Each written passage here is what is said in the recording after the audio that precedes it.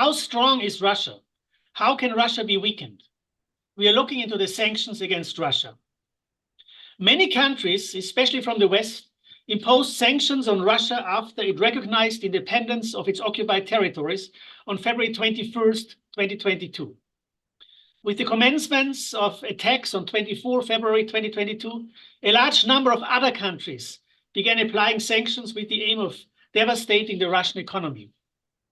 The sanctions were wide-ranging, targeting individuals, banks, businesses, monetary exchanges, bank transfers, exports, and imports.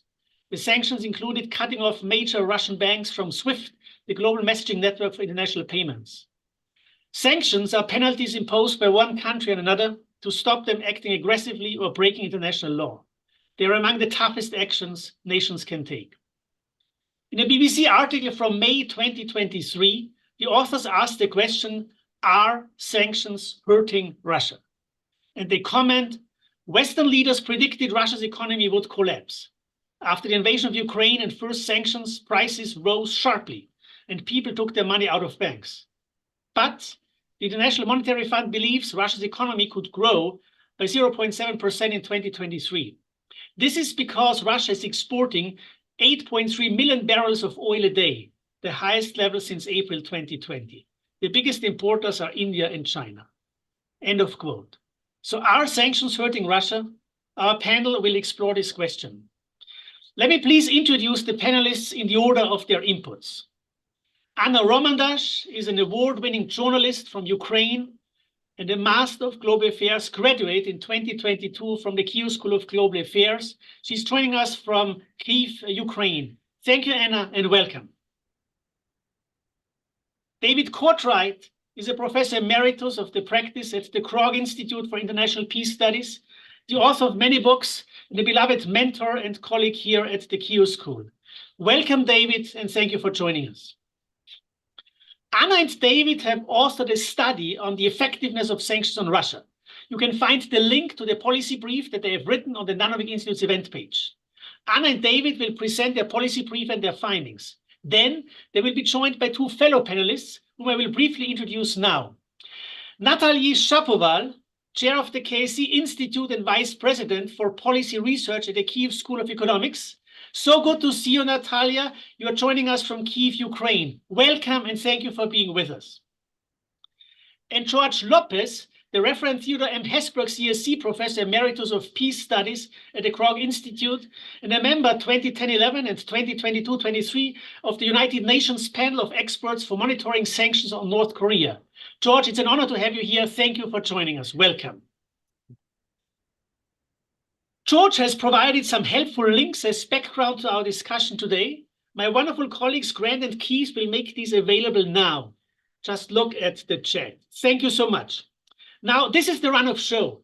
Anna and David will present their findings in about 7 minutes each. Then we'll ask Natalia and George to comment in 7 minutes each. A few minutes after 1 p.m., we should have time for questions from the audience. Please make use of the button at the bottom of your screen and of the Google document, the Google form. We will end on time at 1:30 to respect people's busy schedules. Again, welcome all. Do the sanctions hurt Russia? Dear Anna, if I could please give the floor to you. Thank you. Thank you very much for organizing this webinar. And to answer your question, yes, the sanctions do hurt Russia, but they could be hurting Russia a lot more. And they're not doing that because of the issues when it comes to implementation, enforcement of sanctions, investigations, and also going after third parties. That includes different companies, international, domestic, and third countries that are helping Russia bypass them. So yes, sanctions are working, but only to an extent. So Russian economy didn't shrink the way it was predicted to shrink for many reasons. Some of the reasons are that, Russians are really relying on domestic production. They are doing a lot of military production that kind of keeps the economy afloat. They prepared for Western sanctions before they launched their full-scale invasion. But a big part of the problem is that sanctions did not achieve their intended goals in the full capacity because they left a lot of loopholes and a lot of spaces, routes and ways for Russia basically to bypass them. And I'm going to speak a little bit about this, but I think you mentioned this in your introduction, and this is a huge deal, is the energy. Energy is Russia's most important trade. It's its most important export.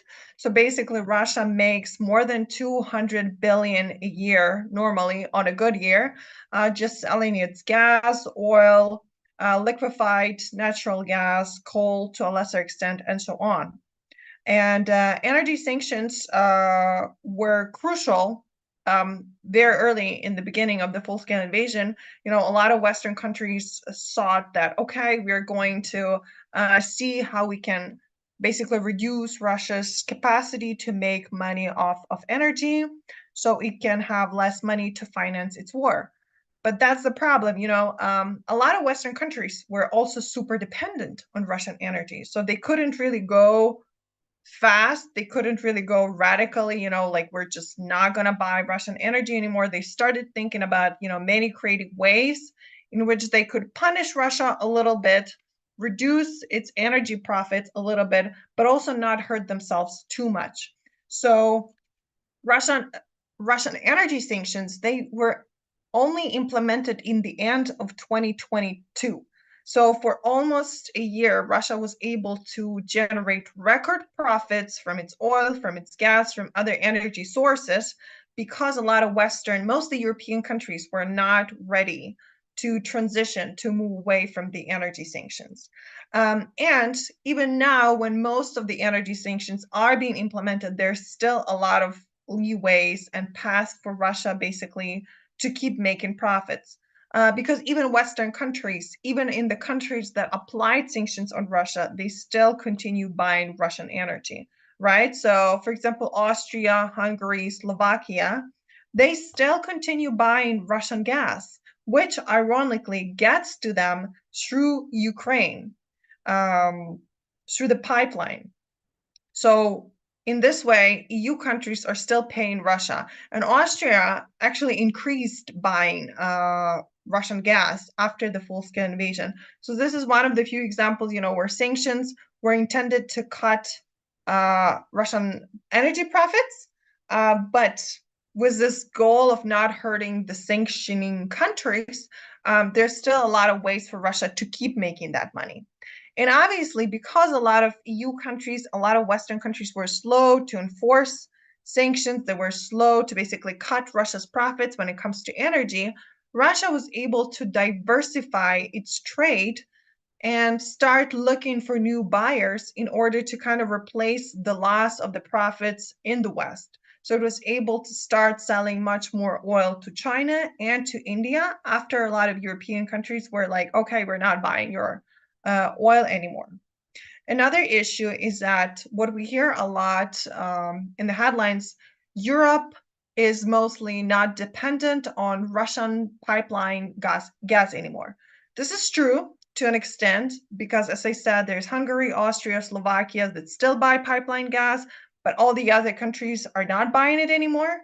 But the EU has increased tremendously buying liquefied natural gas from Russia. So basically, the headlines say this: Europe stopped buying pipeline gas, but instead it started buying a different type of gas. So you stop paying for one product, but instead you start buying another product. So you're just getting more money through other ways. So this is just one of the examples, where, energy sanctions have a good intention, but a lot of countries that are dependent on Russian energy are unwilling or unable, or both, to make that transition, to just kind of cut that dependency on Russian energy. And there are many other examples on this, just really briefly.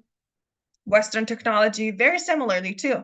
You look at a lot of Western technologies that is being produced in Russia, and it has ton of you look at the fancy technologies that's produced in Russia, and you see all of these Western elements that are found there.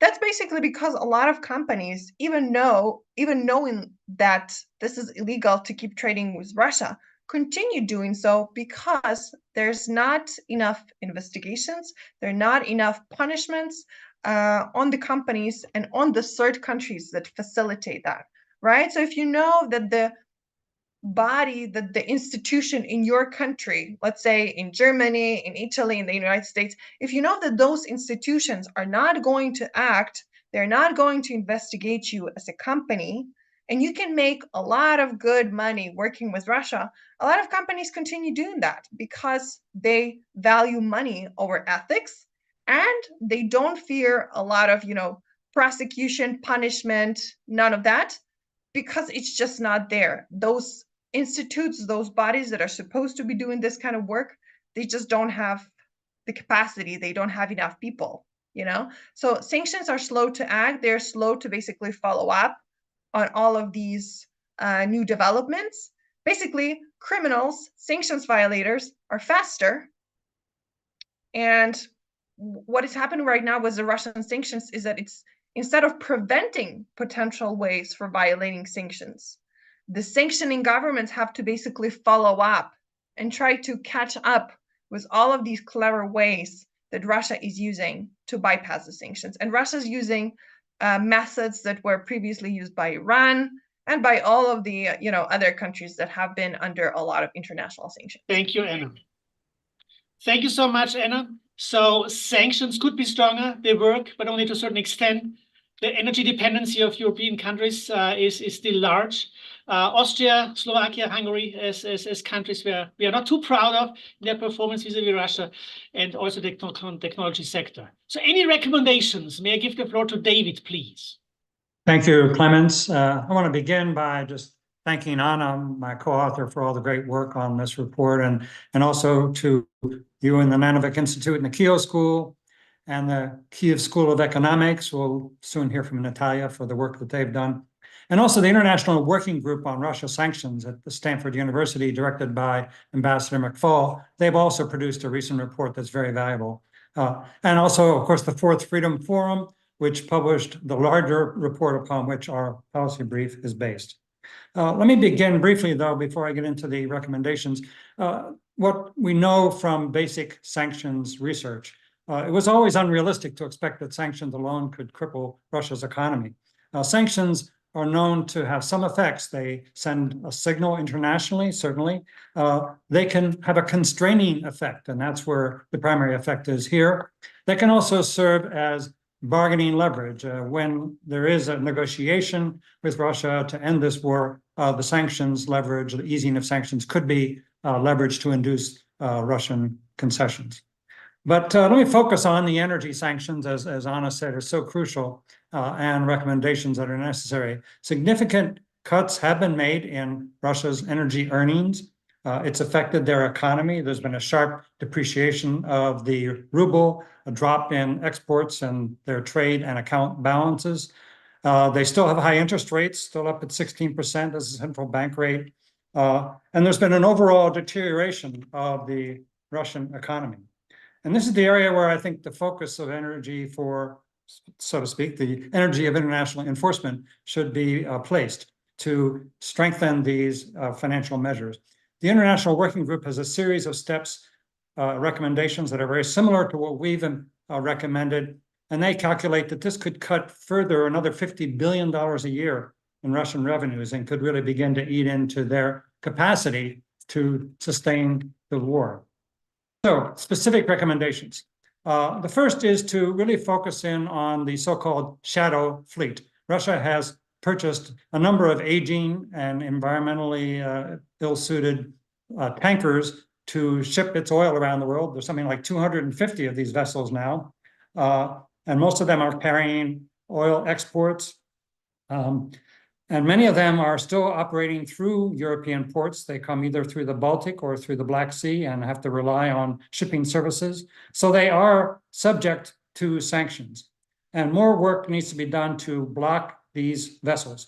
The US Treasury, the Office of Foreign Assets Control, has sanctioned 25 of these tankers.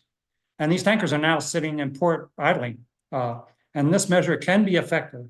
But there are probably 150 of these tankers that are, as I say, sanctions compliant, dependent on US or European shipping services that could be sanctioned. So a consistent effort to really significantly enforce these measures against these tankers that are operating in the seas, and also at considerable environmental risk of oil spills. Now, internationally, under International Maritime Organization guidelines and international law, the companies have to have certified insurance against oil spills, and they have to capitalize their insurance. Many of these vessels are not doing so. Basically, they're operating outside of international law. So there needs to be much more pressure on them to require and ensure that they have mandatory oil spill insurance, to step up the investigations and enforcement of these requirements, and to really increase the overall process of monitoring. And as I say, a lot of oil is coming through the Baltic or the Black Sea, so there are countries like Finland and Denmark and others that could do something, because shoreline states are vulnerable, and they do have legal powers to enforce measures against states that are in violation of international law and that threaten their own livelihood. So the oil tankers, the shadow fleet, is really key. And then with this would come a lowering of the oil price cap. It's now at $60. We could be reducing that further, and this would allow for oil to continue to go into the international market, but Russia's revenues would go down. It's true that Russia is selling more oil by volume, but its income from oil and gas has gone down. And as Anna mentioned, much more can be done to focus on the natural gas to cut off Europe completely. Europe still gets a significant amount, and that can be cut back through additional measures. So all of these, I think, can make a real difference in pressuring companies, especially individual companies, to stop cooperating with Russia. In our report, we talk about this as profiteering, companies that are taking their money to allow Russia to continue to kill people in Ukraine. It's immoral, and it is increasingly illegal. So pressure on these companies, and especially oil production companies and service companies that are still operating inside Russia, is an essential way to try to increase the bite of these sanctions. And here, just the final word I'll say is that the private sector and civil society groups can play a role here. Many companies have withdrawn from Russia. More need to do so. They need to feel pressure from their shareholders and from their customers. And civil society groups need to join in the international effort. The Keough School has done tremendous work in developing websites and platforms for citizens to learn about the violations of sanctions, and then to take pressure, to apply pressure on the companies that are responsible for these violations. Thank you so much, David. Thank you so much for reminding us of the shadow fleet to be targeted, the lowering of the oil price cap, and the targeting of the companies still operating in Russia. That's where civil society can, contribute, including our university, the Keough School of Global Affairs. Thank you. Natalia, your word as an economist from Ukraine about the sanctions. Do they hurt Russia? What could be improved? What's your response to Anna and David's policy brief? The floor is yours. Thank you for joining us. Yes, thank you very much. So I think the sanctions are unprecedented in a sense. And when we imagine the counterfactual, the world where sanctions would not be imposed, it's like a very doomed kind of world, where there would be the central bank assets for 300 billion of liquid resources available to Russians, oil at pretty high prices, gas trade. So it would be a very different world. And so in this regard, the glass is half full. I also agree with David and Anna and report in general about the that effectiveness of sanctions and maybe some speed of implementation or boldness of them should be improved. And again, if the sanctions would be bolder in the sense that trade sanctions would be imposed earlier, they would cover the broader scope of goods, then the effect would come faster. So in the team of Keough School of Economics, we especially precisely watch oil, but also the dual-use components. And what we see from oil specifically is that there are actually two very fundamental problems that are beyond sanctions. One is the intransparency of the prices on the oil market. So it's not even like a gas hub, it's a paper PDF-based industry where there is very little actual regulation to disclose prices. And therefore, the US in their regulation of the oil price cap had to mention like 20 or something industry players that are in this supply chain. And so this non-transparency and in a sense, the fact that the price is not available in one price easily, it makes it very difficult. And so as a result, at the end of the last year, what we spotted in the trade data that almost all the shipments of oil were above the price cap. And so the second fundamental problem is goes beyond even the Russia is the environmental risks. So as David and Anna mentioned, exactly Russia ships oil through Baltic Sea and like the waters of other countries, and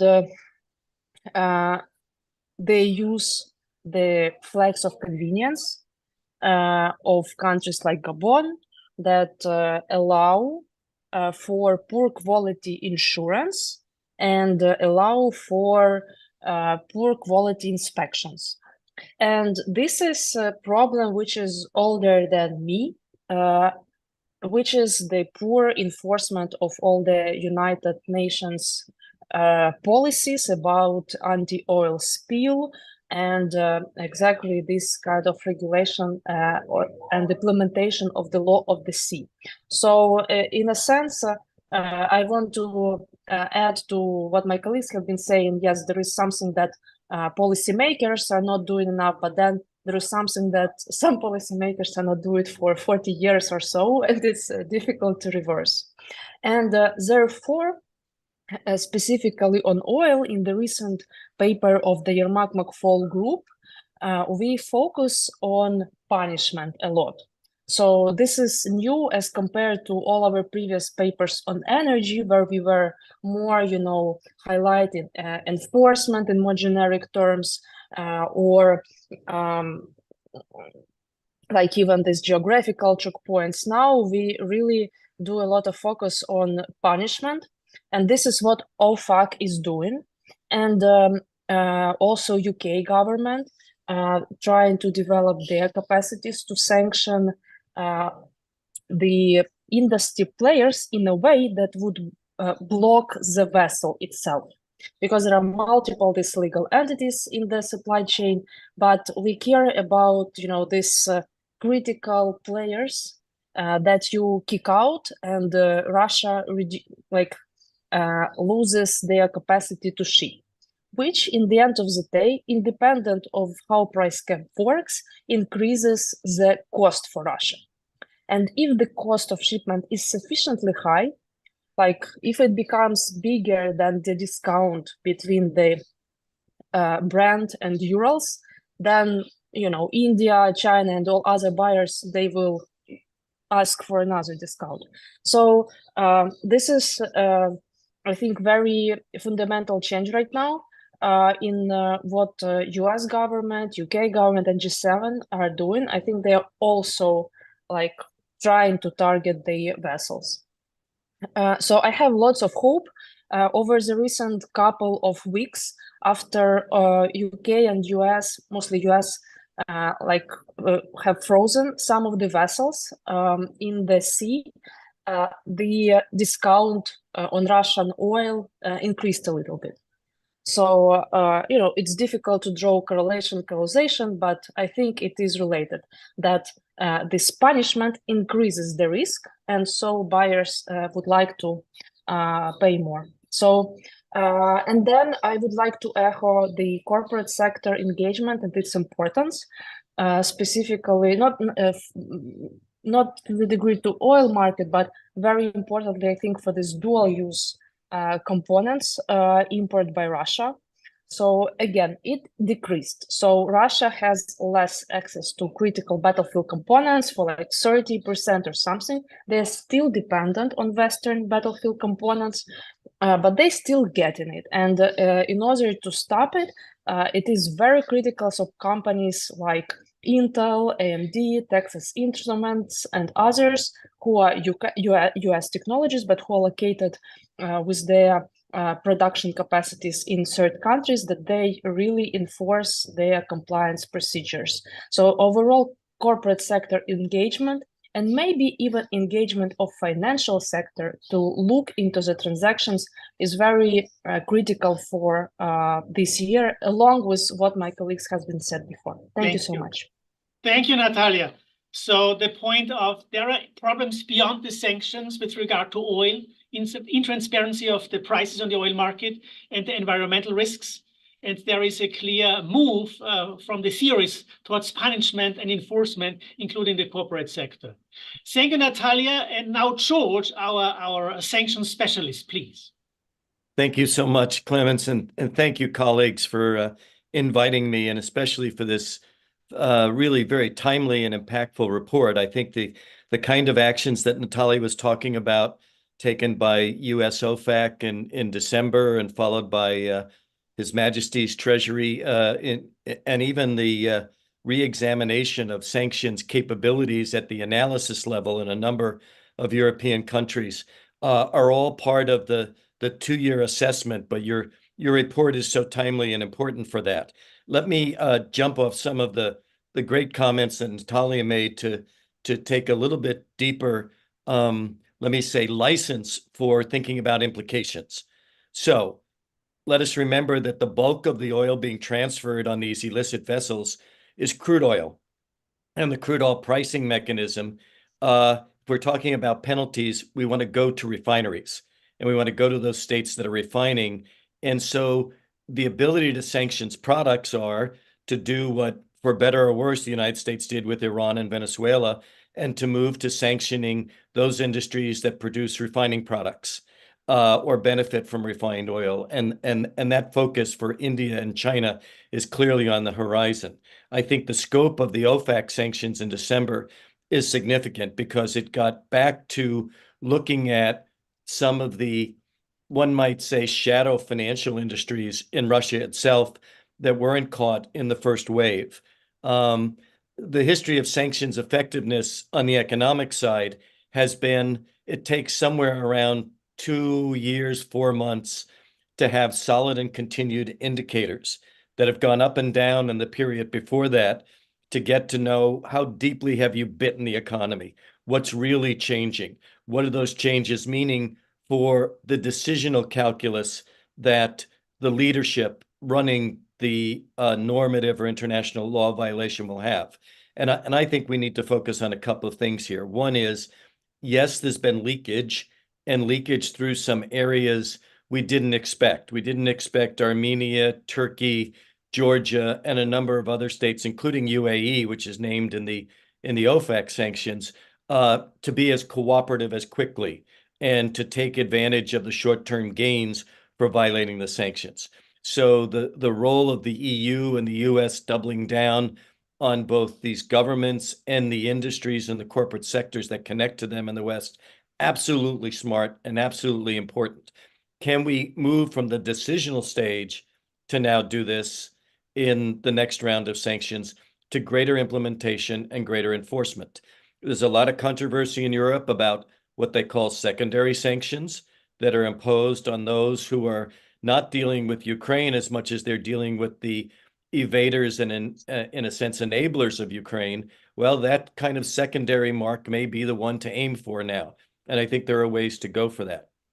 It's also important as analysis and critiques come out, and I think I have to cite the CNN research that came out this morning and was premiered on that site as one of the indicators where a lot of analysts, not the folks at Stanford, not the folks at Fourth Freedom Forum or Keough, but they look immediately at, oh my goodness, look how much money has been accrued, $37 billion by the Russians due to the illicit sales, etc.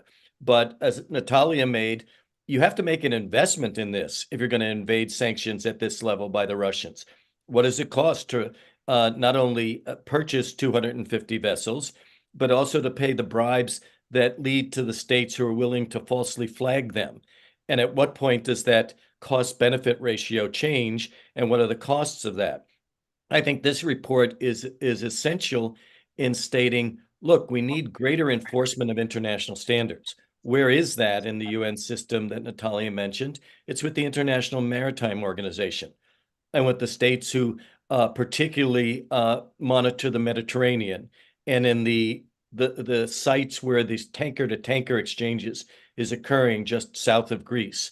What's the ability to, without much fanfare, essentially stop some of these vessels, ask for the bills of lading, ask for the contents, ask for the whether or not the measures taken and insurance is appropriate? And my suspicion is, like we saw in the cases of North Korea and others in other days, that 1 or 2 out of every 3 of these things are operating illegally.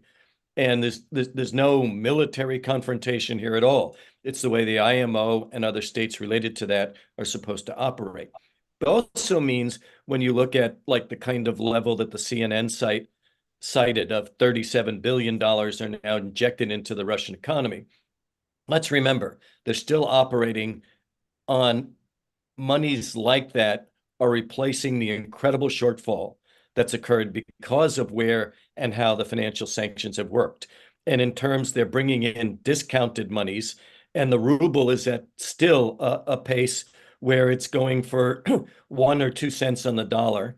Remember, the Russians decided to hide the international information of that, excuse me, in the middle of 2023. So while they report 4% inflation, it's really 40 to 60%, depending on what studies you look at. And the financial squeeze is increasing. The recent burst through revenues from energy sanctions evasion has given a little bit of a buffer there, but it's probably only temporary. Very important we make the changes that this report suggests. Very important we double down, not loosen up, saying that the sanctions have been for naught. We've got to find a different way to do things. All the other factors, whether it's increased aid to Ukraine, etc., are not going to change Putin's decisional calculus. He's looking towards the American election cycle. We have to make sure the next 10 months of time are the best sanctions enforcement we've had in order to put us in a position where you have enough bite that you can change the political calculus and go from there. Thank you, George. Thank you so much. Also with these encouraging words, now it's the time to enforce the sanctions, think about secondary sanctions, and make sure that the enforcement of the international scene through international maritime organizations really happening. We have many questions in about 27 minutes, or 22 minutes, I should say. Natalia, may I please direct the first question to you? The question is on your institute's website. You have a list highlighting those still doing business with Russia. And the question is, are there best practices for individuals in civil society to effectively shame or punish those organizations and companies that are still doing business with Russia? Thank you. This is a great question. So I think when the full-scale invasion started, there was very effective strategy of kind of making campaigns against B2C companies. So if there is a company who is selling like chocolate or whatever, products that regular people are buying, it was very effective to write about it in the media, make campaigns near the company. And now I think most of these companies are more or less multinationals who are sensitive to this public pressure. They are either out or we don't see much hope. And now it's really the stage of B2C companies. And in some cases, it might be even B2B companies, I mean, those who work with the industry and those who are supplying something important potentially to Russia.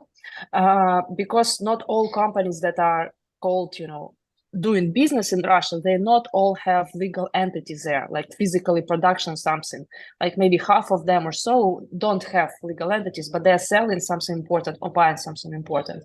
And so maybe for some of these companies, it's time to consider whether we should spot that there should be sanction against these products if Russia is trying to keep them there or they're still there. So this is, I think, another thing. And thirdly, I've spotted very productive study on Swedish journalists that they took a battlefield component, like a photo. They've been chasing me for 2 months to get a photo of the Swedish company components on the battlefield, and they went to this company in Sweden, chased them, and they showed them, okay, here is the photo, here is the code there.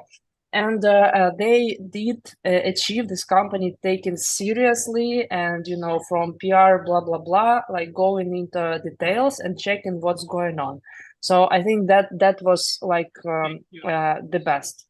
Thank you, Natalia.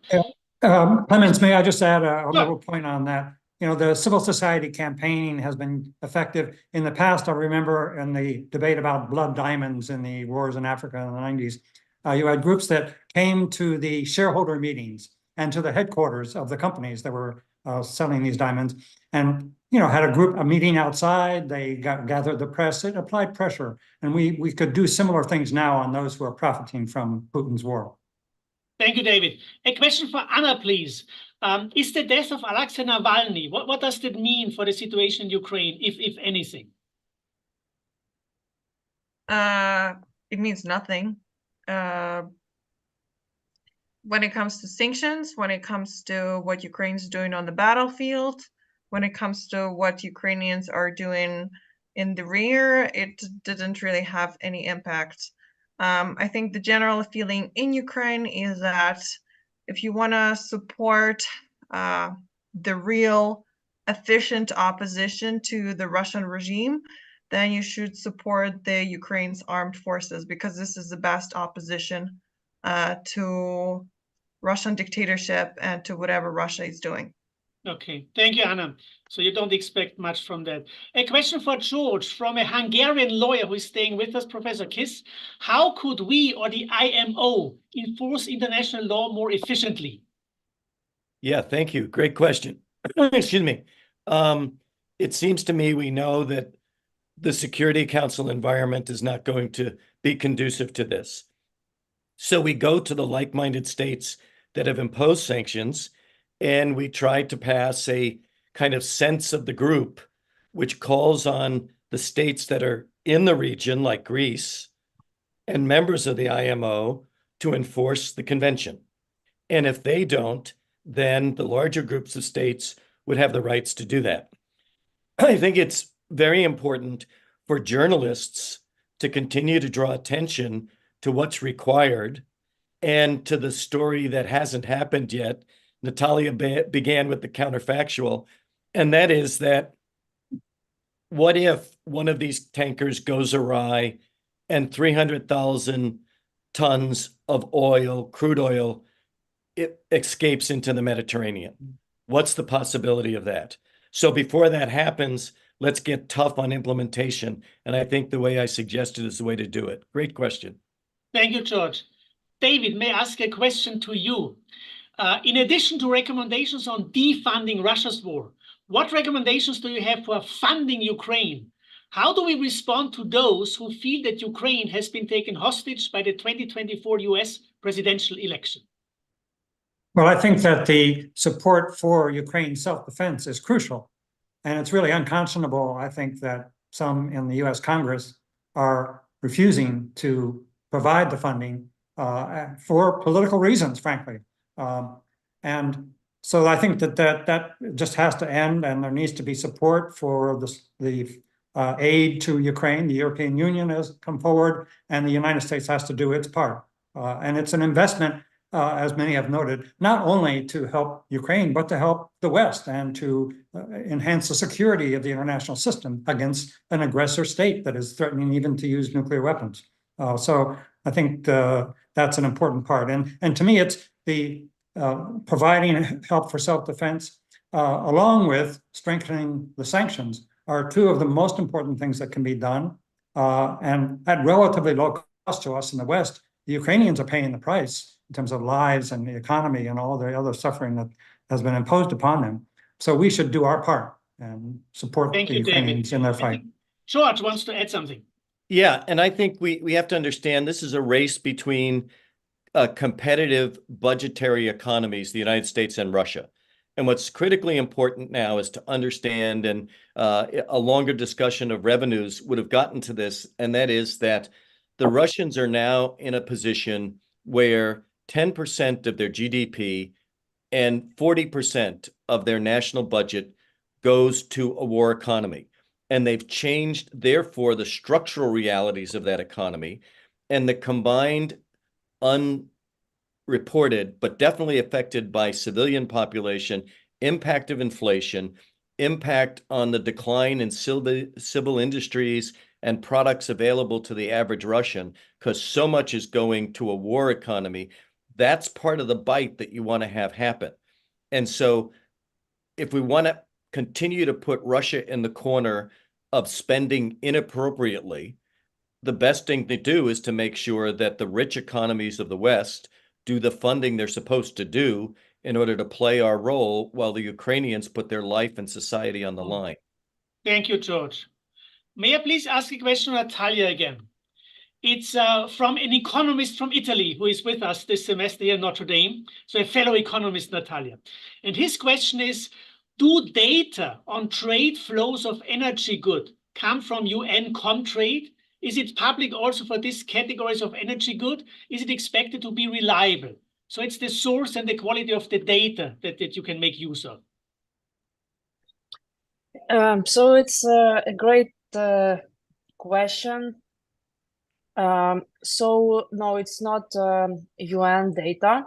The data, I think, on which there's more reliance in terms of trade in Russian oil and volumes and prices. The sources are International Energy Agency. They use mostly Kepler data.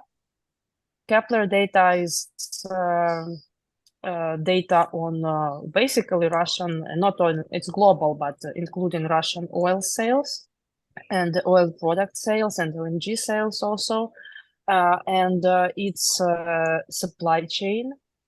And then Kepler and a few other agencies like this, plus also they would call the prices. We have some more data, and you can write an email to me. I will tell you what it is, but it's kind of we're trying to get something from Russia which they don't want to publish. UN Comtrade is it's not speedy enough, and yeah, Russia is hiding most of their trade basically right now. Thank you, Natalia. Anna, a question, I hope it doesn't make you angry. The question is, what is the possibility of broad, non-violent resistance? Where? In Russia? It doesn't say. I guess in EG strategy is outlined by Gene Sharp. That's the question. It could be Ukraine, it could be Russia. Well, non-violent resistance in Ukraine to Russia, it makes no sense, right? Because when you are being attacked by armed army and you go, I mean, I do think that, for example, some politicians in the West that are currently blocking the aid to Ukraine, maybe that's their vision, that they expect that Ukrainians will just kind of go toward Russian tanks bare armed and a miracle will happen. Maybe that's the logic, I don't know. But realistically, when you are being armed, when you are armed and you're attacking somebody, and you have a person without arms, the person without arms, their chances of survival, their chances of convincing the armed party are pretty low, right? So that's the first thing. But we did see that during the occupation of, for example, Kherson and other regions, right? We saw that there were a lot of protesters in Ukraine who were basically going against Russian tanks bare armed, and they weren't afraid. So, this is important. But in terms of, not violent, peaceful resistance in Russia, there were no major protests that were more, for example, than 10,000 people since, I don't know, maybe more than 10 years, right? So even when the full-scale invasion started, there were some protests within Russia, but they were all relatively small, especially if you look at the size of the cities in Russia, right? So Moscow is like more than 10 million people. And I think they didn't have any protest more than maybe 5,000 people. Yeah, but I don't really have data on that. So I would say that the chances of like nonviolent protests, resistance are pretty slim. Got it. Thank you, Anna. I was just at a conference in Munich with the Ukrainian Catholic University and the Ludwig Maximilian, and they talked about how the Christian peace ethicists have to revisit, their writings in the light of what's happening in Ukraine. David, please. Yes, just to comment on the civil resistance notion. I do think there's a way in which the West can help resistance inside Russia. There are many who fled the mobilization in 2022, and there are some from the military who are refusing. There are a considerable number of deserters and resistors, and some of them are seeking exile and visas to come to the West, to Europe especially. And I think a policy by the European states that would welcome certified and validated Russian war resistors to come to the West might have an influence in affecting that dynamic, especially if, as is expected, Putin is going to need another mobilization to maintain these very large levels of militarization, as Professor Lopez has said, that we could see more resistance. And there's a way in which the encouragement from the European states and even the US could be a help for those who are courageous enough to say no to Putin's war. Thank you, David. George, may I ask a question to you? So the way I understand the question is, can sanctions backfire in the sense that the frustration in Russia would be increased and that the people more and more support the war, or that people in the West feel that they cannot support the war as much because the sanctions hurt themselves? So can sanctions backfire, and do you see that in this case? The backfiring at the first level that I consider when I hear the good, smart question is disinformation. I mean, you have a large segment of Russia's upper middle class that remained, and the elites supporting the government believe so much of not only what's going on the real battleground and what the meaning of the strangulation from sanctions may be. I mean, let us remember we had not far away from Russia in the 90s the perfect example in Milosevic of the guy who stood up on the soapbox and said, "I told you for so long, everyone hates the Serbs. That's why the Europeans are imposing the sanctions. That's why the United States and UN are imposing the sanctions." Well, he's translated this along with too much tacit cooperation from the Chinese, quite frankly, into this is what we all accepted in Russia and elsewhere since the early 90s, that sanctions were a way of enforcing international law. Instead, they were closet imperialism. And therefore, you look at where sanctions have played out and the use of them, particularly by the United States. This is what we're facing. And what's really going on is, in the same way that there's a military battle and an economic battle, there's an information battle. Now, sanctions have had lots of inequities. Sanctions certainly have hit, unfortunately, Russians at the bottom levels who are experiencing inflation and prices. So sanctions always hurt, but these hurt the leadership more. They've hurt the oligarchs considerably, and that's the way it's supposed to go. Not because the sanctions are evil, but because of look what generated these, the first aggressive invasion war in Europe since World War II. So we have to make some tough judgments, whether it's the ethicists or the politicians or citizen groups who would want nonviolent resistance. This is where the tough choices come in. The sanctions can be temporary, but when they're on, they must be super effective in order to get to the desired outcome. Thank you, George. No backfiring. No backfiring. That's encouraging. Thank you.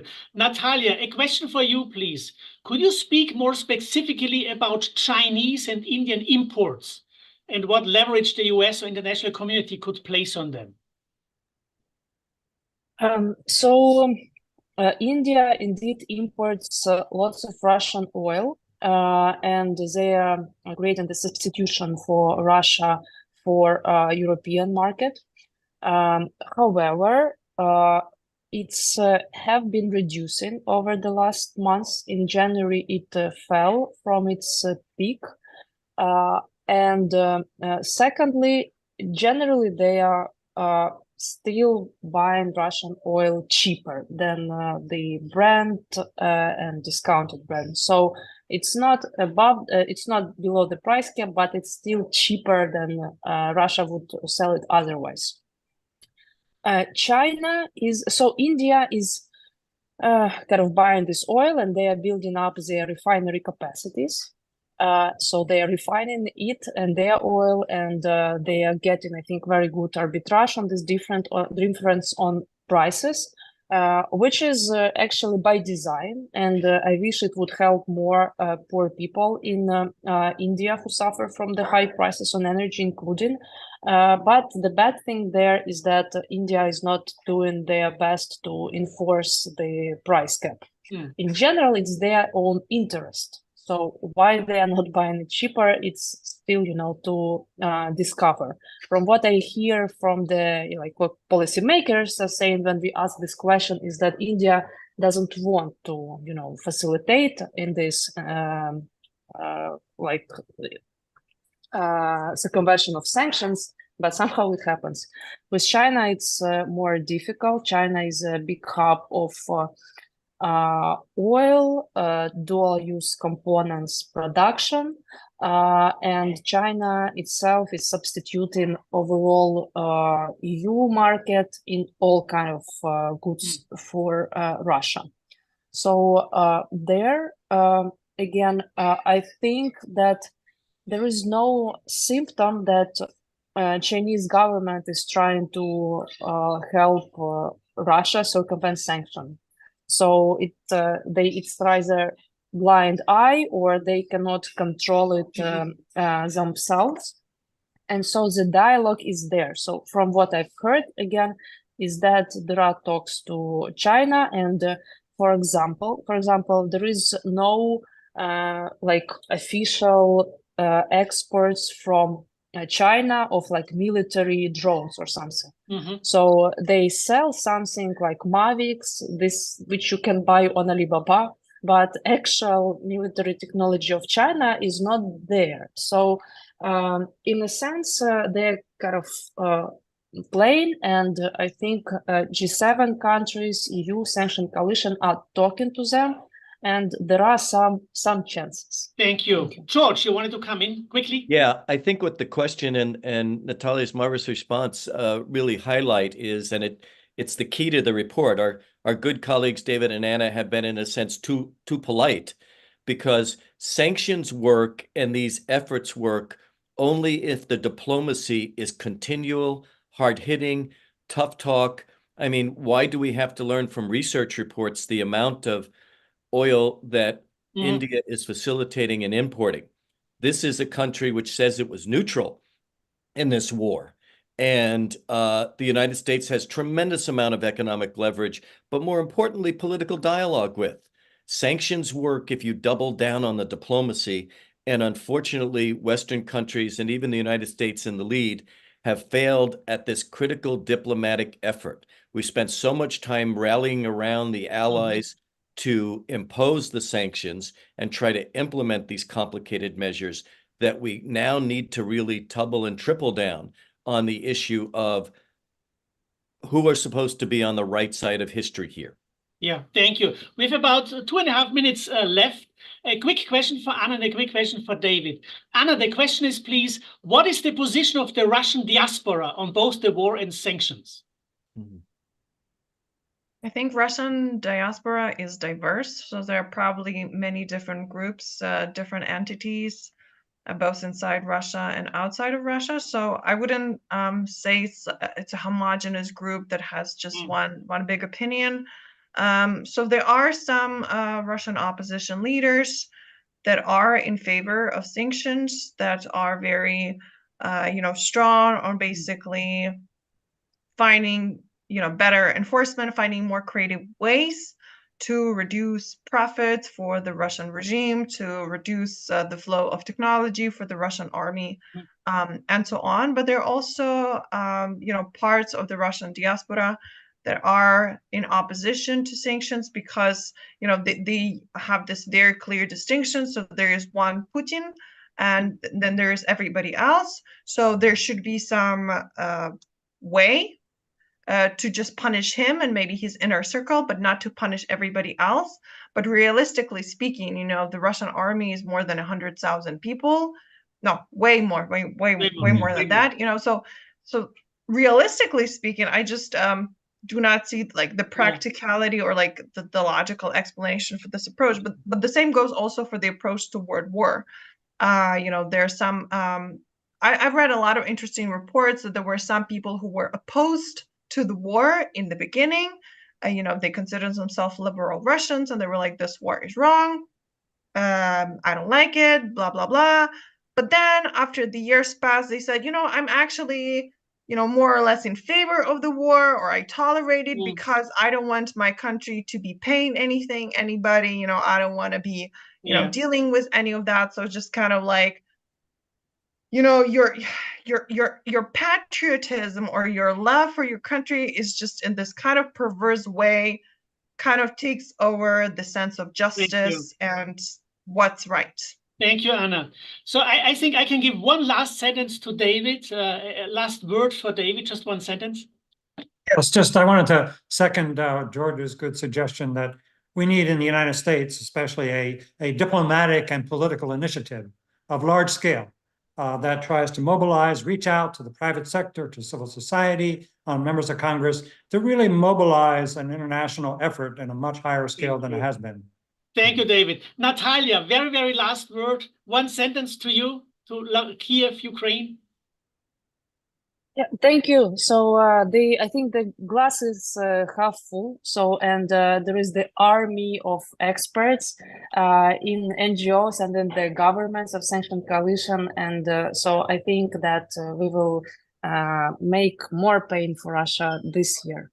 Thank you so much, dear all. We are at time. I want to thank our panelists for their very, very interesting and substantial inputs. Special thanks to David and Anna for their policy brief. We want to thank all of the audience for your interest and your questions. I want to thank my colleagues who made this panel possible, especially Tim Checkley, Grant Osborne, Keith Sayer, and Becca Prince. And I will end, as I always do, on the day of the Russian invasion of Ukraine. Our university president, Father Jenkins, issued a statement where he said, the former oppressors of Ukraine are now known by another name and are waging war on a different flag. But the trauma is no less today than in the past in this nation that has suffered far too much. Now more than ever, our friends in Ukraine are in need of healing and hope. We at Notre Dame stand in solidarity with all peace-loving people worldwide in demanding an end to this invasion of a sovereign nation. This unprovoked war is an international abomination and must stop now. Until it does, may God keep safe all the innocent men, women, and children who are currently in harm's way. The prayers of the Notre Dame family are with them. With these prayers from peace, we from the Nanobig Institute and the Keough School of Global Affairs want to wish all of you a good and safe afternoon. Thank you so much. Thank you.